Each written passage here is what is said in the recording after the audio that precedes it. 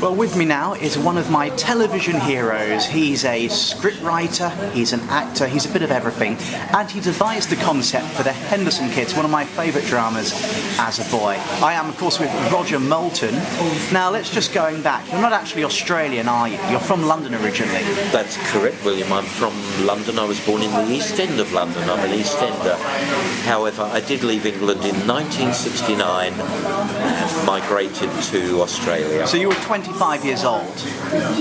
Just short of my 25th birthday by a few weeks, yes. And you would have been a £10 pom? That's right. It was a wonderful scheme in those days. For £10 you could migrate, and which I did. And you used to have to do it by boat, but when I came over, I was allowed to fly over for £10 and with a wife who paid £10 and a baby. That would have been quite a long trip. It was. It takes 24 hours or more. So what was the attraction of Australia? Oh, for me, a brand new country. I didn't particularly enjoy England very much at the time that I decided to leave. There was a lot of talk about war, World War. There were bombs going off, IRA, terrorists. London was our hotspot. And I read a lot about Australia, decided it was an ideal place to live. It just sounded a new and green and wonderful country to live in. When you arrived in Australia, did it meet all your expectations? Pretty much. I have no complaints about Australia whatsoever. It took a while to get used to. I think it does wherever you come from. But I love Australia. Now, have. You were an actor, weren't you? Were you script writing at the same time as you were an actor? You've been in commercials. I have been in commercials and I've been in stage plays. I was a stage actor before television. To get into acting is relatively easy, but writing, no. What I did was I presented works that I had written to television channels and production companies. I wrote ideas for shows, I wrote scripts, and I kept sending them off to everyone I could think of in television, but nobody actually wanted me. I kept getting rejected for many years. So how did you get a foot in the door? I applied to become a student at the Australian Film, Television and Radio School, and I was very lucky to get accepted on the screenwriting course, because they only take, I think, about 4 people a year, where they have like many applications, and so I was lucky to get accepted. And having graduated there, or during the time at the Film and Television School, you make contacts, you meet people who are already in the industry. And my teacher of writing used to say, it's an invisible line to cross to get into the television industry, but when you're outside it, that line is very hard to cross. But he said to me, you crossed it without knowing it when you were accepted as a student. So it's quite a closed shop. It is, unless you can somehow break your way through into it, which by me was a matter of 2 things. One, I just kept trying and never stopped trying, and even when I couldn't sell anything to the industry, I decided to be a student, and so that was the big effort that finally got me there.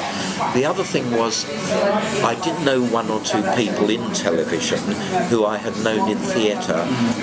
For example, a great friend of mine in the television industry is Alan Hardy, who is a producer with Crawford Productions and many other production companies.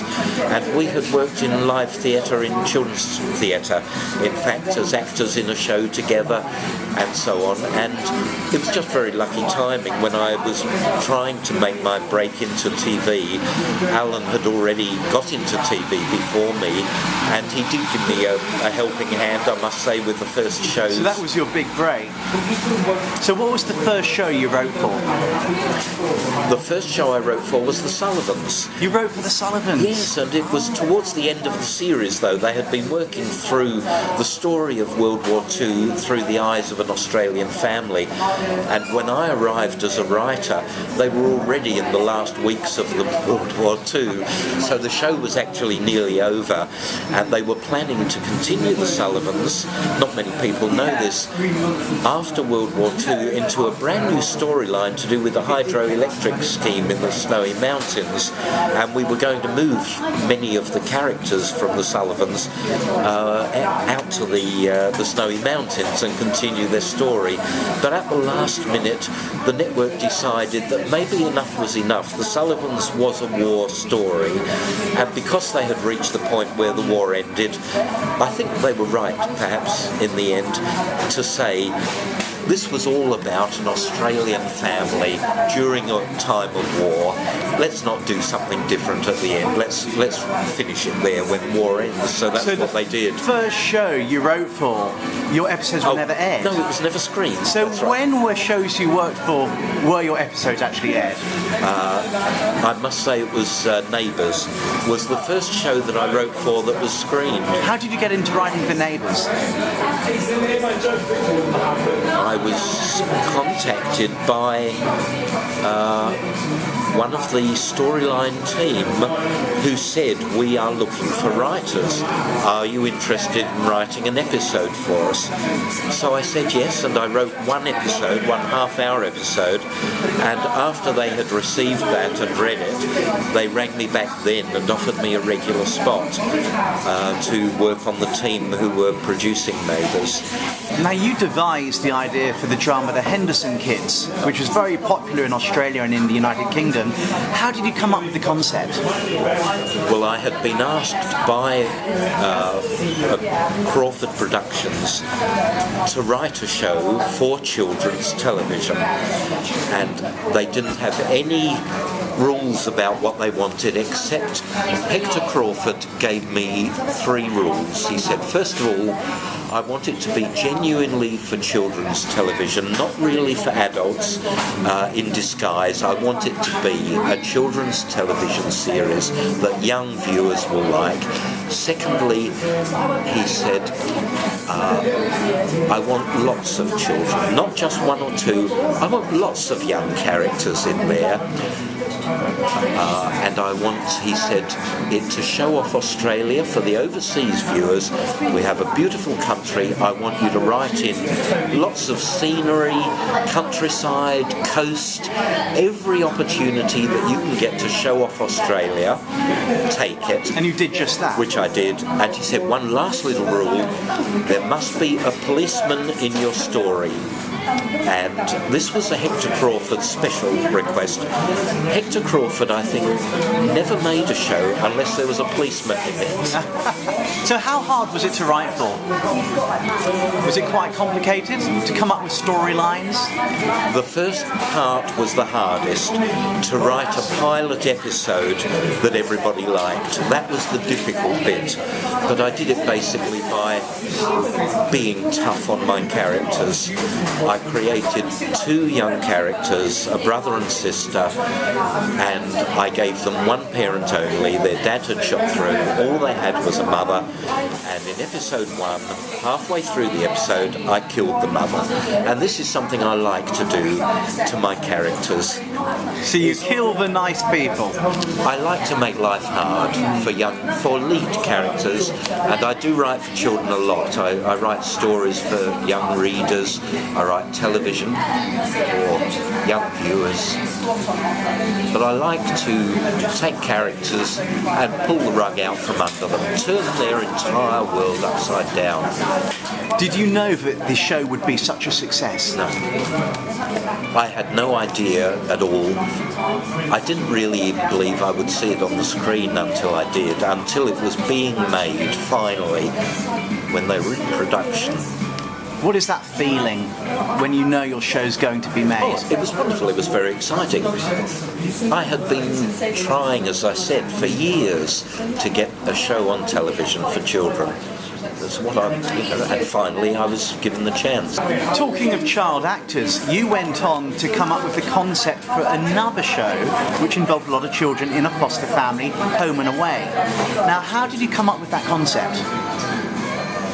I was looking for a concept for a program which could be ongoing, not just a mini-series, which is what the Henderson Kids, Series 1 and 2, were never meant to be ongoing dramas. They were 12 one-hour episodes, later screened as 24 half-hour episodes, but they were written both times as 12 one-hours.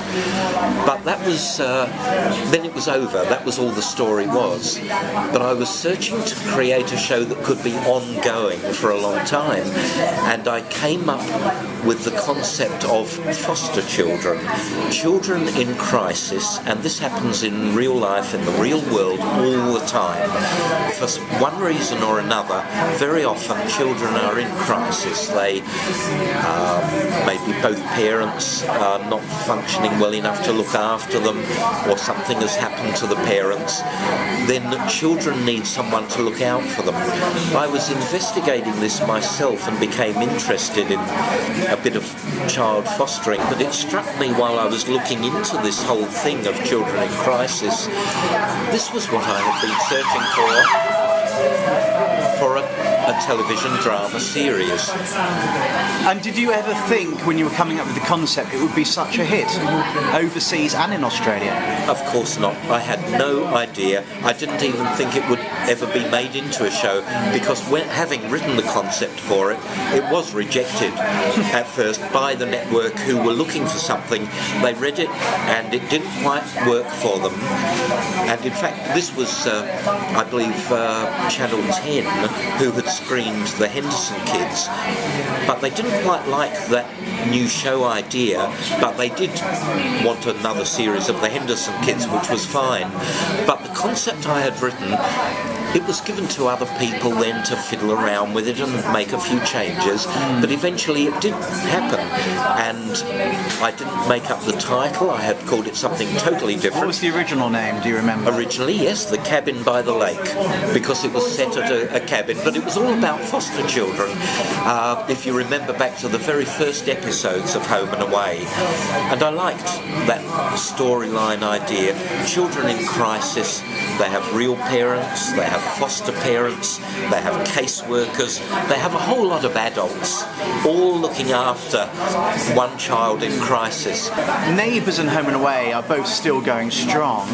Do you think there's storylines that we would cover, well, they would cover now, but would have been covered when you wrote for them? Oh yes, they definitely have all kinds of things, because the world has changed, society has changed. I don't think at the very beginning of Neighbours, for example, we would ever have had a gay character. It would actually have just not occurred to us to do so. Whereas these days there would be something wrong if you didn't include gay people in your drama, and that is now quite natural to do so, or it should be, and certainly, for me it would be. But back then, yes, 20, 25 years ago, it was a different world. Society was different. I mean, you're originally from the UK. Now, yes. The shows you wrote for, the main shows, Neighbours and Home and Away, and to an extent the Henderson Kids, have been more popular in Britain than they have been in Australia. How does it feel to know that you're kind of giving something back to the country of your birth? Well, I'm very happy about it. I'm really pleased. And I would have loved to be a scriptwriter in England, where of course it's different. And this is the ironic thing, I'm an East Ender. If I had somehow managed to become a television writer in England rather than in Australia, that's what I would have been writing, I bet. But as it was, I was in Australia and writing Neighbours, and I used to watch the East Enders for fun. So if you were offered the chance to write for EastEnders or Coronation Street, would you say yes? Oh, yes, you bet. I really wish I had written for Coronation Street at some stage. What a wonderful show. The characters at the beginning were so funny and great. They were so striking. Those women sitting in the pub with the hairnet on. That's like an icon. It's an image that was burned into you. And I was quite young. I think I was still in my teens or childhood when that show started. What do you miss most about England? I've never missed anything very much about England other than my own family who still live here. Well, your last visit here in England, we're in England at the moment, was in 1977? That's correct, which I realise is a very long time ago. And I didn't enjoy it much when I came back. It was, it was winter and it was cold and rainy. And I only came back to see family and friends, which I did, and that was nice. But no, I didn't really enjoy it. This trip I've enjoyed it a lot better. Partly the weather has been nicer, but also now this time I've been seeing one or two family members that I've never met before, including grandchildren. A couple of grandchildren have been born, and I've in the last week or two have been spending time with them and very happy to do so. So this is a highlight of my visit home. This time I've thoroughly enjoyed my... So you've clearly missed your family. Anything that's uniquely British or uniquely English that you've missed? Just maybe the mix of people in British culture. When I left England, England had only just started inviting migrants from many other countries in, and the earliest ones were from Jamaica and the West Indies. And when I left England in '69, there were mainly the original British, but plus a lot of the West Indian people. And that was my vision of Australia that I took away with me. When I came back a few years later, I saw that many more nationalities had been invited in, particularly Arabic and Middle Eastern. And the mix of people was quite different. And now coming back again after 25 years, it's different once again, but I really like it. There's a there are so many nationalities, all in the one city. It's so vibrant, isn't it? It's so colourful. And yet everyone is polite and gets on with you and is friendly. I've had a wonderful trip here this time and thoroughly enjoyed it, and it's quite different to it's ever been before, and quite different to Australia. It's a very different country. So do you see yourself as British or Australian, or both? Mostly Aussie, I have to say, and I know I'm here in England at the moment doing this interview with you. I am a POM. I was a 10-pound POM, but I've been in Australia so long and I love it there. Really love Australia. So I do feel pretty Aussie. One more question, I think. Do you ever wonder how your life would have panned out if you hadn't migrated to Australia? I don't like to think about it. I don't believe I would have had such an exciting and rewarding life as I have, and I feel very grateful. Whatever luck has come my way, almost like the gods smiling on me, I have had a nice life, a life that I've loved and still loving, doing what I want to do. I always wanted to be a writer, and I am one. I love Australia, so everything about my life is nice, and I'm just one of the lucky people, I think. Roger Moulton, thank you very much. Thank you, William.